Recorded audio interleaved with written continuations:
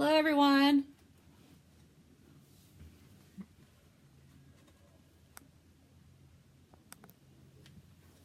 I'm going to wait a little bit till everyone logs on. Hope everyone's having a good Sunday so far.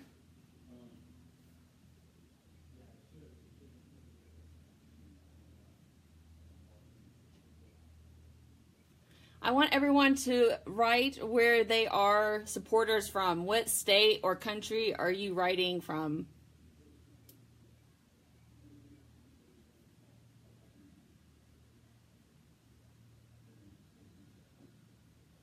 Can everyone hear me?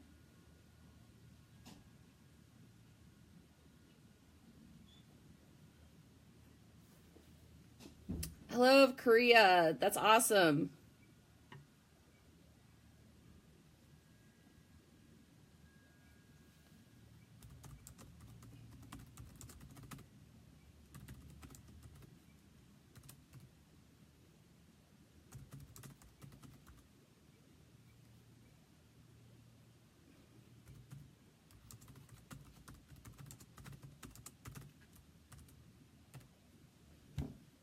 Oh, awesome. Thank you.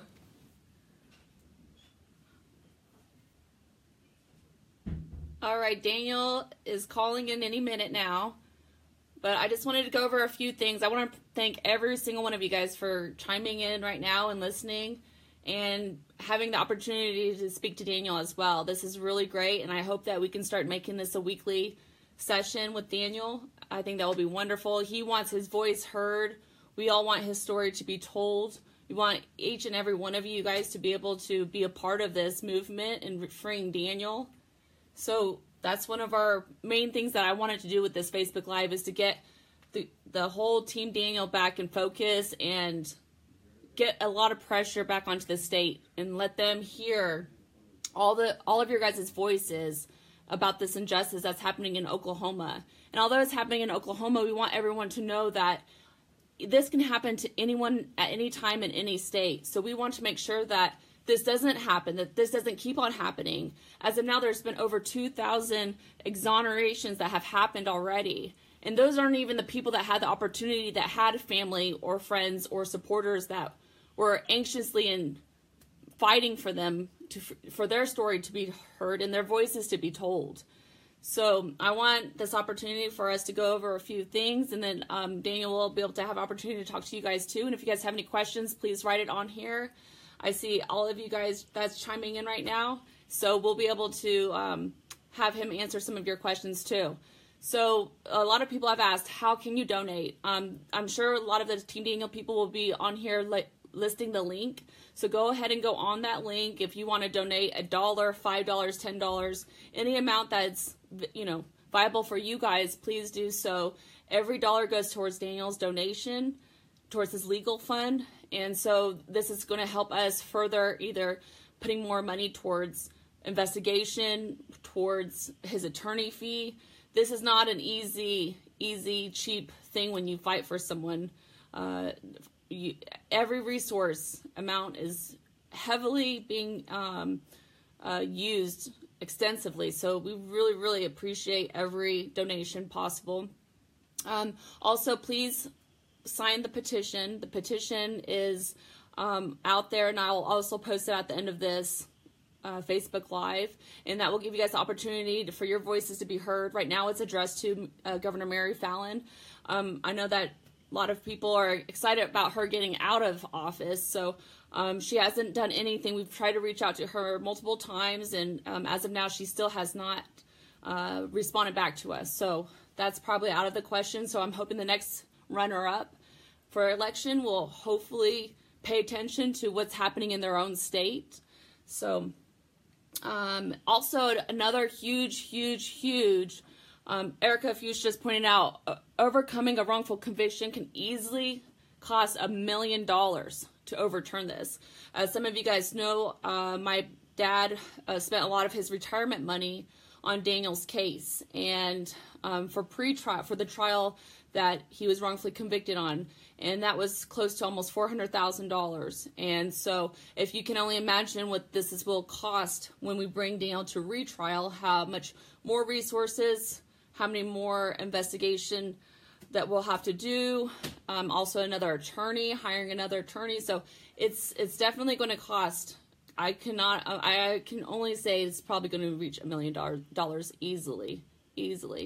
So another thing I want to touch on, something that's exciting right now is in June, a podcast that's coming out solely on Daniel's case. Brian Bates, the private investigator that was on Daniel's case during his first trial, he's going to be the one that's hosting it. So he's been absolutely involved in this case. He actually has a website going, holtzclawtrial.com, and he's actually pulled a few articles off of there, but soon there's going to be more articles on there, and that's going to go over extensively each episode that he does on his podcast. It will be broadcasted onto his site, and you can check out detailed information. I've posted also a phone number that Brian has put up that if you guys want to call in, you guys can call into it and leave a voicemail of what questions you want answered. And I'll go over a few other things. Daniel's on the phone right now, so I want you guys to be able to have this opportunity to speak with him. So, Daniel, can you hear me? Yeah, I can hear you. Okay. Can you guys hear Daniel? Hello.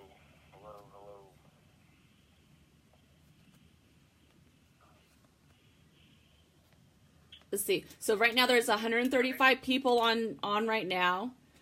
Supporters from Korea, Oklahoma. I saw California, Georgia. Let's see, some other people. I didn't get to see everyone that's on here. But so Daniel, there's a lot of people on here, and I just want to go over some things that we had discussed earlier.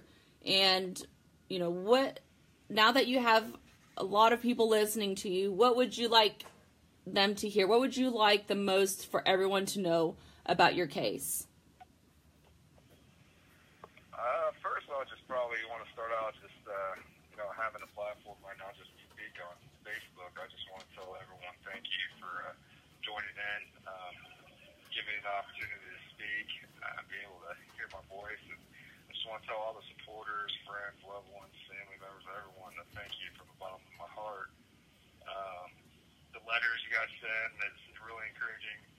All that is so inspiring and motivating to me to keep going. So I appreciate it from the bottom of my heart and from my family as well. So thank you. Going back to your question, I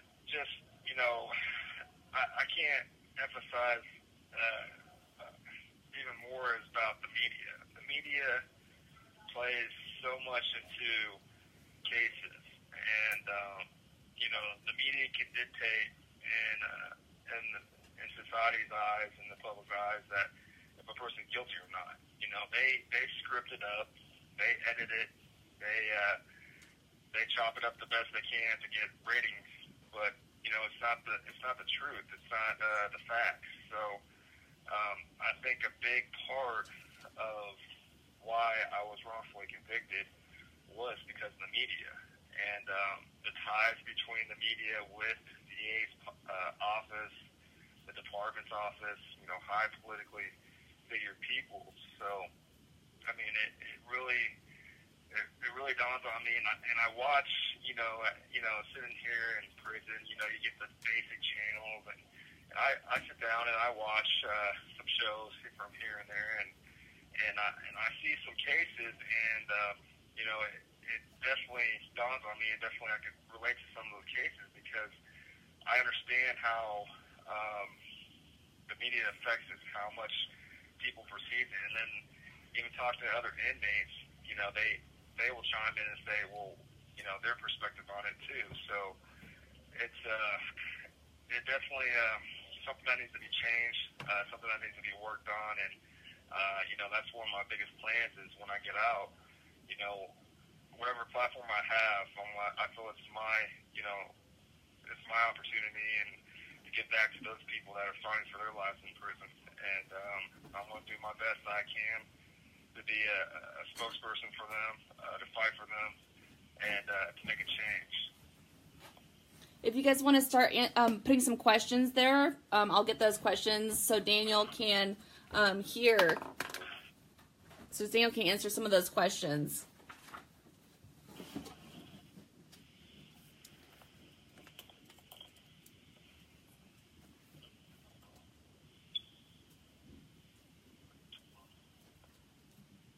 Daniel, how do you feel about the podcast coming out? I feel really positive about it. I think it's another opportunity for me to express and talk about my case. Things that weren't able to talk during trial, things that were left out. And with trial being said, it's hard because people will chime in and say, well, why didn't you take the stand? You know, why didn't he's guilty? Why, if he's not guilty, he would have took the stand and said it. Well, there's a lot of things that play in that trial. There's a lot of things that happen, and this is not NCIC. This is not your TV show. So I think that I'll be able to express the reality of law enforcement. I'll be able to express what it's like to where I worked at, the high gang activity, high crime areas. Be able to actually say what actually went down and actually the reality of law enforcement. When in my trial, they brought in high ranking officers, for example, a captain. I never met that captain, ever. Never seen him, ever in my career in the department, academy. But they brought him up because he's a high ranking officer. So to the jurors, this is a captain. This is a high ranking officer, and he has say, and he's been around, and of course he's going to know what it is like. But, you know, he's a good old boy, and a good old boy is going to say whatever they want to say to climb that ladder. And when you get it in the higher rankings, that's kind of how things are. It gets really political, and, you know, I think I'll be able to express the reality, like I said, of law enforcement, where it's like on the Springlake Division or even other divisions, because I worked at gangs, and I'll be able to express what Oklahoma City's like. Okay. So you recently did a weightlifting competition. Tell us about your weightlifting competition, because I know that keeps you motivated, that keeps you mentally and physically, you know, sane in there. So tell us about that, because I know that was a pretty big post that I did, and a lot of people were happy to see that you're still motivated, that you're still taking care of yourself, and that's one thing that has gotten you by, so they want to hear from you about it. They have every year a weightlifting competition, and so being in prison, to me, through my experience and time here, the best thing that you could probably do is work on your body and work on your mind. And being where I'm at is a high stressful environment. Really have to have thick skin, anxiety, things that I never really experienced being on the street. So you have to learn how to really deal with those psychological factors, and working out is a plus. I could say that. Where I'm at, I can't disclose, but it definitely allows me to relieve that stress, relieve that tension, and work out. And for people that have seen probably the 2020 or those videos, and here's this big guy, and you know, and this meathead, or maybe some people might say that or whatnot. That was my lifestyle, and then, you know, that's what I enjoyed. I was very passionate about. I played sports, so I'm very competitive. I'm still competitive, and you know, that's something I want to pursue, and it's one of my dreams is to be actually a professional bodybuilder and earn my pro card. So here in prison, I'm still continuing to work out. That's my daily routine. I'm able to help train guys, and I'm helping guys over here that really haven't experienced it, been pushed ever, you know, and that's something I like to do as well as the coach, and that's kind of my personal training sideline deals is being able to see guys really try to, you know, see some positive things in their lives, and then actually, you know, being able to grow from that. So in prison, like I said, it's really negative. So when guys really see that positive aspect, it's a good feeling. It's a good feeling for me. It's a good feeling for them. So this competition I did, and I was very lucky to take first place. And you know, it was something that actually I broke my ankle playing basketball, but I was able to compete a month later, and I was very fortunate to take first place. So it was a good deal. It was something positive and something that I could feel like I could lead other guys into, and something positive in the prison environment instead of getting into fights and all the other bad aspects in prison. Someone just asked, how much are you weightlifting right now, or how much are you deadlifting?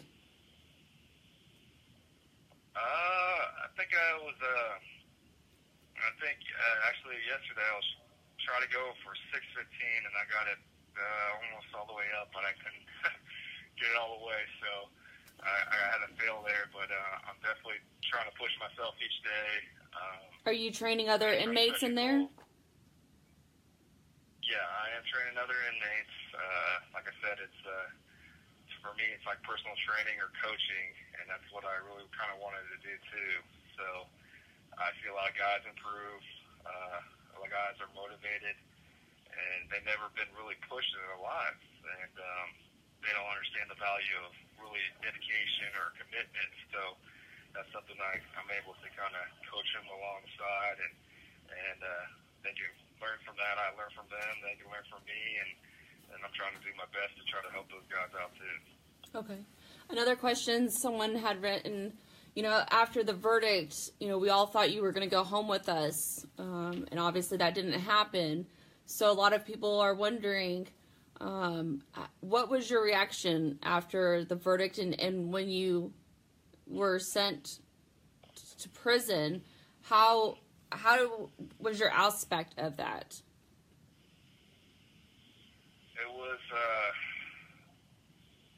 It was in total shock. It was, you know, I thought I was going to be exonerated. I thought I was going to go back to my life, you know, back to everything and be normal again. And it was devastating. Not to get really emotional or anything like that. I actually tried not to really think about it, but it was hard. It was definitely hard. It was something that it was a state of shock, to say the least. And you know, looking back, it's something that I'll always remember, obviously, and something that I'm going to grow from. I'm not going to allow it to affect me. I'm not going to allow it to lower me. And you know, I know I'm going to be out. I know I'm going to be free. And I'm going to continue my life and go chase my dreams and my goals and help others.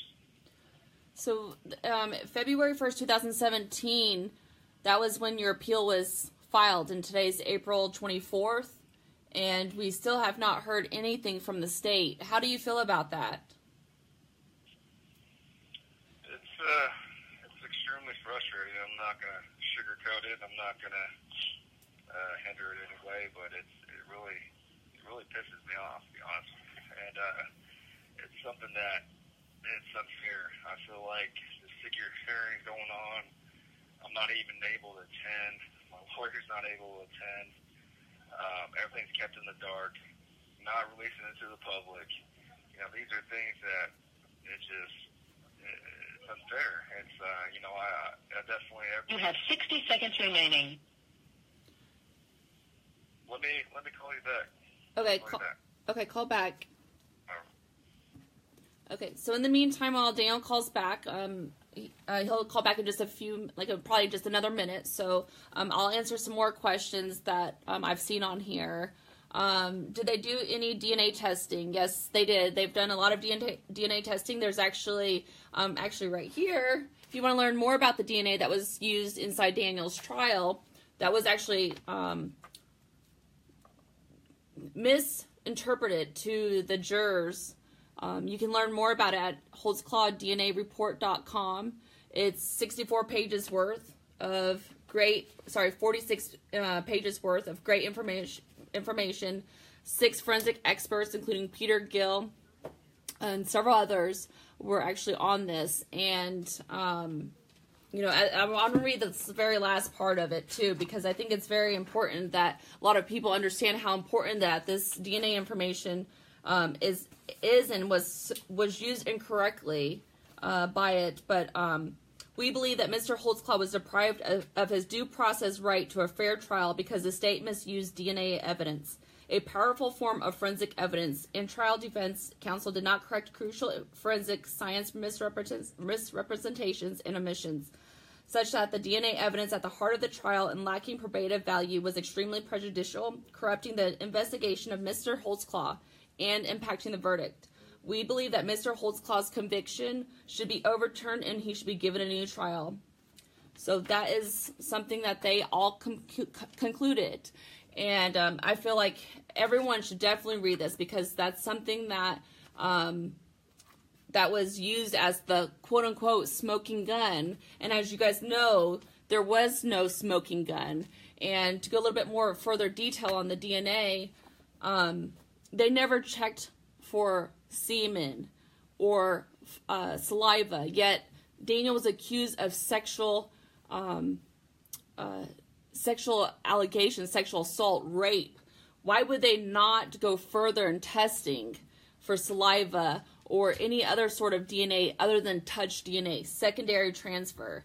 That's one thing that's very frustrating in this case, and it's unfortunate because so far the state actually had denied this very important, critical information from 6 highly respectable forensic experts, and it's just unbelievable. So I'm hoping that, the pressure that we put onto the state and have them hear that this is something that should not be turned around. And not only that, but we found out after the trial that the mother-in-law of the detective that was the lead detective, Rocky Gregory, is a mother-in-law, but she's also the DNA analyst for the state that was the one that misinterpreted the DNA that clearly did not expose to the prosecutors, or maybe she did, maybe the prosecutors didn't tell us, but the fact that she saw on her bench notes that there was male DNA and she never disclosed that could have impacted tremendously with the state. The defense could have used that extremely, because that would have shown that Daniel did not rape anybody. So anyways, Daniel's back on the phone. I want you guys to be able to speak to him, so let me put him back on the phone real quick. So Daniel, are you there? Yeah. Okay. So let's get back to the next question. So other people had asked, how does the other inmates feel about you in there? Or do they... are you okay with them right now, or how is everything going in there? It's going all right. I'm hanging in the best I can. With the high-profile case, and it's been in the national news. It showcased on 2020. It showed a case on Crime Watch Daily. So inmates see that, and word of mouth spread like wildfire here. So. Some of the guys that I might talk to on an everyday basis, they say they believe in me. Some of the guys probably say something to my face, but probably say something to their quote-unquote homies, or, probably might think I'm guilty, but I kind of keep to myself. In prison, you keep to yourself. You kind of, what they say, stay in your lane. And, just try to be respectful to people. And so, I haven't had some few interactions with a couple guys, but other than that, everything's okay. What other subject do you want to touch on while you have 195 people listening to you right now? So what are some things that you want your supporters to know, and what for example, some of them asked you, some of your EMU alumni are actually on here, and they're asking what they can do to help get your story out there even more. I bet you guys, I can tell you that, when you're in a place where you're surrounded by brick walls and barbed wire fences, the past is something you think about a lot. Especially big time in NFL time and time during the season. It's something that really dawns on me a lot. And I think about everyone. I think about the college days. So I definitely miss you guys. I just ask that you guys just basically just spread the word. I appreciate your support, like I said, and just continue to. If people are ignorant and people really believe in those fabricated headlines, educate them. Allow them to listen to Michelle Malkin's, her shows or her videos. Allow them to listen to the DNA reports. Point them in the right way and educate them and allow them to actually learn the facts of my case. And so a lot of people are asking how they can write you, so we put the address on here. So a lot of people are expecting you to write back, and hopefully you will be able to touch base with with them as well. A lot of people say they miss you. Spread the word. Some people. I encourage everyone to write me. I appreciate all the letters, and there's no excuse on my hand. I know I get lazy at times, and I need to write people faster back, but I do appreciate the letters. They're really inspiring and keeps me motivated. So please continue to write me. Ask whatever you want to. Break the ice right away. Don't feel shy. And get to know me, I guess, if you want to. So definitely continue to write the letters. How do you feel about your Michelle Malkin's video, Railroaded, Surviving Wrongful Convictions is actually going to be featured at the Manhattan Film Festival. So how do you feel about that? Something I want to touch on too. I know she's probably listening or might listen to the video later on. She actually posted it on her Facebook. She posted on her Facebook, so she's probably had a lot of supporters from her side. She's an angel. What can I say? I mean, she definitely helped me so much. She's advocated for me, and she's an angel. She's like to me like a best friend, and someone I can talk to about anything. And obviously I wasn't able to watch Facebook or be able to watch it on YouTube videos, but I've heard about it, and it's just fantastic. Someone that I just hold great debt to, and she means the world to me. So thank you, Michelle. Thank you, CRTV. She's listening right now. Putting the video on for the film festival and giving the opportunity to showcase my case and others. So thank you very much from the bottom of my heart. All right. How do we send money for commissary? I'll post the links, and I'm sure some other people will post some links as well. And then we'll be able to help you guys be able to support his commissary fund, because as you guys know, he's a big guy, 265 pounds. He needs a lot of protein, so he does eat a lot. So we tend to put a lot of money on his commissary so he can eat. A lot of people are saying, thank you, Michelle. Why do you think that the secret hearing transcripts have not been unsealed? From what I guess I can say, or from what I've been told, the courts don't like, but when that information is revealed and when it comes to light, it's the reason why they're not showcasing or releasing it to the public. It's because it benefits me. It benefits my side, the defense side. It shows a lot of corruption. It shows a lot of political corruption, obviously, and when that comes out, I think it'll be a snowball effect. I think that should go viral. I think the local news reporters need to do their job and report that, and not just hinder that story, because that's going to be a big story. I believe it should reach national news and hit the snowball effect, because they're definitely not releasing to the public because they don't want the public to know the full information. Some people, are you able to still receive books? I know that the prison has, unfortunately, not allowed cards anymore, but greeting cards. But can you still receive books? I can still receive books. So they have this policy where I guess you can only have on your property like 13 books, and so if someone sends a book in, I can exchange a book out and do it that way. Okay. Let's see. More questions. What other questions do you guys have for him? Are you able to listen to music and audiobooks while you're in there? Am I able to listen to music and read books? Yes.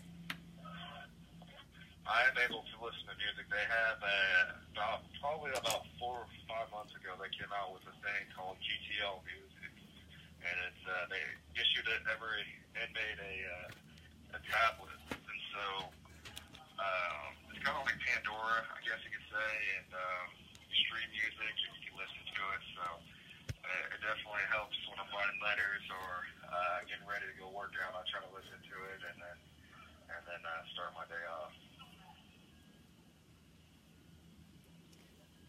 All right, and let's see. Can you receive protein powder? Unfortunately, no. He can get some things from the commissary, but I'll have to let you guys know offline how you guys can contribute towards this commissary, and we can do that too. Some people are asking, are you planning on publishing a book? And do you journal? Maybe that's the right question to ask right now. Is are you journaling every day, or when do you start writing? When do you start expressing your feelings and things like that? Believe it or not, I actually started journaling back in county time when I was being detained there, and I continued to journal since then. So I have probably a couple hundred pages already written, and yeah, I want to write a book. I think it's you know, when I look at it and I look out and I look at the future, I know I'm going to be released, and like I said, I feel it's I feel like I'm obligated to help other wrongfully convicted inmates in here and to share my story so it helps them.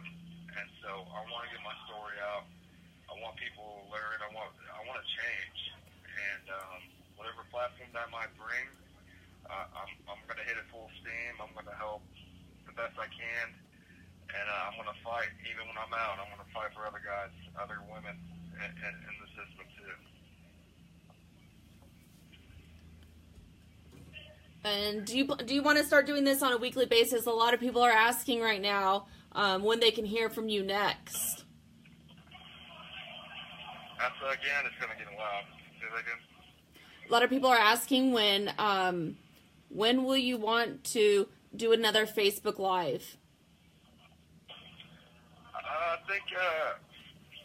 I think what you guys said is a couple hundred, or is it like 200 people now? I think that's awesome for the first or second time over a video. I'm thinking next weekend, next weekend, April 29th, next Sunday, we are going to be in New York City. So I think that's a perfect time for us to do it for Michelle Malkin's film that's featuring at the Manhattan Film Festival. I think that's a great way that we can chime Daniel in right before we sit down and watch her railroad it, Surviving Wrongful Convictions at the Manhattan Film Festival, April 29th. So I'll let you guys know definitely before then as well, whenever you guys can start chiming on for Facebook Live to hear Daniel again. Let's see, what other questions do you guys have? There's over 225 people that are on now. So, Daniel, is there other things that you want to discuss? Say that again, Jen? Are there other things that you want to discuss right now? There's over 213 people right now. So, is there anything that you want to say or anything like that? I'm just trying to encourage everyone that's signed in and listening. Feel free to ask any questions you guys want. Don't feel shy. You know, Daniel wants transparency. We all want transparency. That's one thing that I think that he wants the most, and he'll even go a little bit more on that. But I just wanted to reiterate that because I know that's one thing that hasn't been from the state at all, from the Oklahoma government. There hasn't been any transparency whatsoever. So we want that. Daniel, do you want to go on about that as well? Yeah, just kind of add to what I said earlier is just that it's, you know, unfair. You know, every citizen in America have rights, and I feel like my rights have been violated. And it's been unfair. You know, it's just from the start of this nightmare, it's been unfair.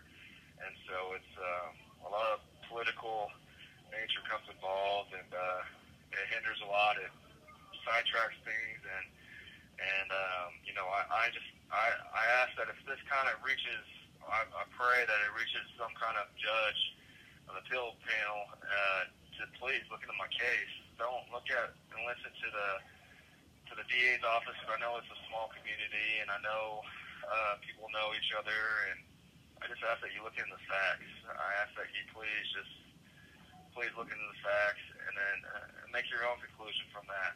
Don't be encouraged by reporters. Don't be encouraged by you know, maybe some other political officials that might have some higher power. Just please look into the facts and then make your decision from there.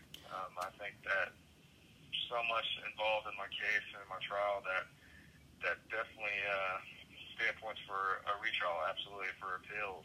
And I please encourage you to do so.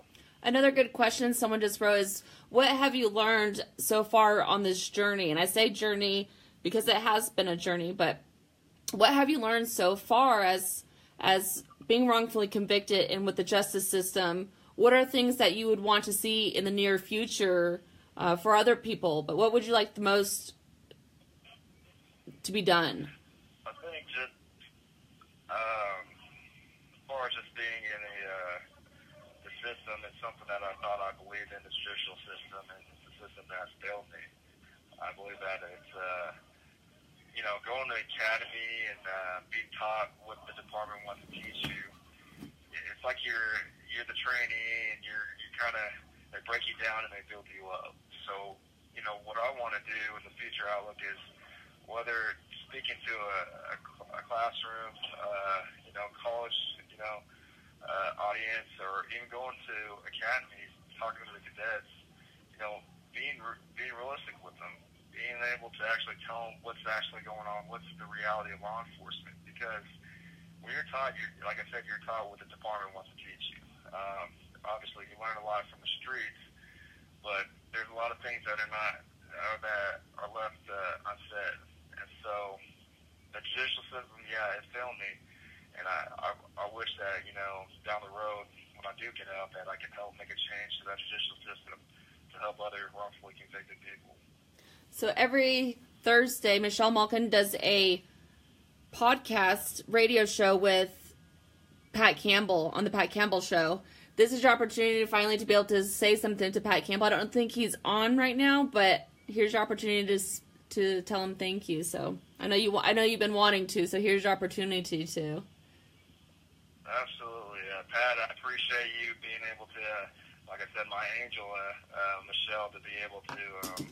Definitely talk about the case, be able to actually let the listeners that don't really watch, I guess, the mainstream high-rating false news, as you say, and you know, be able to spread the truth about the facts of my case, and actually hit home with the realistic facts.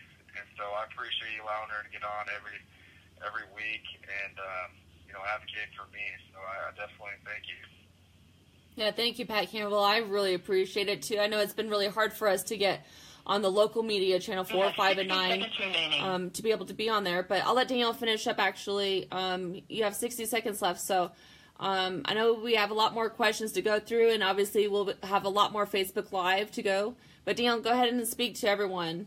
You have 195 people waiting to hear your last voice right now. I think it's about to end here real fast. The 30-second prompt is about to come up. But, guys, you know, women, and You have 30 seconds remaining. I appreciate you guys so much. I appreciate everything you guys do, the support, the unit community, for supporting my family, my mother, and my father. It's huge. And so, everyone, I appreciate everything. Thank you for tuning in. Definitely continue to pay attention to my case. Definitely spread the word. And so thank you for tuning in. I know it's about to hang up. So thank you, guys. We love you, Daniel. Everyone loves you. Stay strong. All right, look. All right, love you. All right. So let's see. As soon as I have you guys 200 people on here, so I'll answer a few more questions, but I pretty much went over everything so far. I know that we talked about April 29th, the Manhattan Film Festival. Michelle will be there. I will be there. Erica Fuchs will be there. I know a few other Team Daniel supporters will be there as well. And we will be able to go live with you guys next Sunday as well and speak to Daniel, and then he'll be able to answer a few more questions and then hear how he feels about his show being chosen, or Michelle's show, I should say, but featuring Daniel, will be able to be chosen for that. And so we hope for great success with that as well. I know we have some of these pamphlets, and if you guys have not received any, please let me know. We are still passing that out a lot to everyone that's willing to listen, and it's a great way to good conversation starter for everyone. And if you haven't, once again, go to Holtzclaw DNA Report to read the 46 pages of what 6 forensic experts have said exclusively about Daniel's DNA that was used in the case. And let's see, there's a few, let's see, is there an appeal process? Yes, we're in the appeal process right now. Like I said earlier, it was February 1st, 2017 that it was filed. It's been over a year now, and we still have not heard a single thing. We're still waiting. And since then, obviously, some of you guys might know there was a 2-day secret hearing in June of last year, and we still have not heard anything from that. And matter of fact, we've only heard everything that they're wanting to hide the transparency, hide the documents. They don't want to unseal the documents, so there's currently being sealed. The Attorney General refuses to let us know what is included in those very important documents. And like Daniel mentioned, if there wasn't anything to hide, if there was, they would have disclosed that information. Obviously, it's to benefit Daniel, and that's why we haven't heard anything. Let's see. Everyone's saying thank you, Pat Campbell. Thank you, Pat, so much once again. Manhattan Film Festival, just once again, April 29th, 7 p.m. in New York City. I'll post some more links this week, so I'll get you guys prepared. And if you guys are over there, we would love for me to meet you guys personally, or if you guys want to come and watch the show, please come by and do that as well. Holtzclaw DNA Report is where you can find it, find the document information. And let's see, how do they unseal those documents? More pressure from you guys, calling up to the Attorney General's office, letting them know that this isn't right, that they are not disclosing this information. It's been over a year since this. Let's see. Any more questions? I appreciate every single one of you guys for chiming in. And in June, so just another month and a half, we're going to have a podcast. So make sure you guys stay tuned to that. I'll keep you guys informed, and I can't wait. Thank you, Brian Bates, for doing that. I know it's something that you've been working on for quite some time, and we are so thankful that you are still part of this, and you're still fighting to get Daniel's story out there, so we cannot thank you enough. So I really, really appreciate that. Once again, sign the petition. I'm going to put the link as soon as we're done on here, so we are hoping to do that. Mom and Dad, is there anything that you guys want the public to know? I'm trying to see. Is the Oklahoma Innocence Project involved? No, unfortunately. Most Innocence Projects do not get involved until all appeals are exhausted.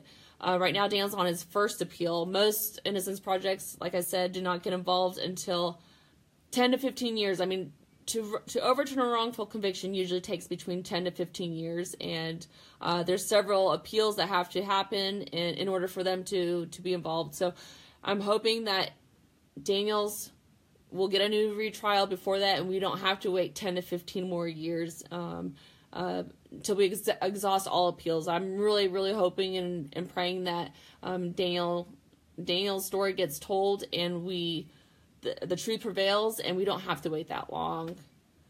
Let's see. I appreciate all of Daniel's friends chiming on too. I see a lot of his old high school and college friends, supporters. I love how from different countries and different states. Thank you. Thank you, thank you, thank you. My dad said, I just want to thank you from Kumiko and I. We are in tears listening and seeing all the supporters for Daniel. God bless all of you guys. Love you, Mom and Dad. We're going to keep fighting for Daniel. So I don't want to get choked up, so I can't say any more about that. So let's see.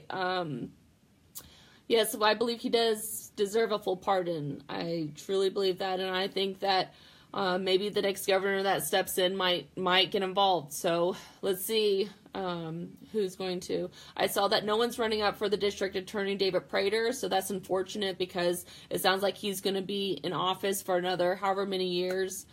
So that's very unfortunate in a lot of Oklahoma cases, but also in Daniel's cases because he does not want the truth to be told. He does not want this to be exposed. He does not want any of that. It's very unfortunate. Let's see. All right. So I'm going to end this right now. Thank you, all of you guys, all 200 plus people that joined today. I cannot thank you guys so much. I know that KPSU from Washington radio station, they also talk about Daniel's case. I saw you guys on here earlier, so I want to make sure I give a shout out to you guys for having Daniel's story being told on there. And Sherry Ward's has been a special guest on there, so thank you, Sherry, so much. Let's see. So I'm going to end it right here. So I appreciate you guys. Once again, we're going to go Facebook Live next Sunday. So, this is my first one, so please bear with me if I'm a little too fast speaking, but, I just hope that you guys enjoy this and got an opportunity to speak to Daniel, and I look forward to speaking to you guys next week while we're in New York City for Michelle Malkin's film that was featured at the Manhattan Film Festival, Railroad It, Surviving Wrongful Convictions. So, see you guys next week. Thank you guys so much. Bye. Go to holtzclawtrial.com, freedanielholtzclaw.com, and check my Facebook. I do daily updates about Daniel's case. So, I cannot thank you guys so much.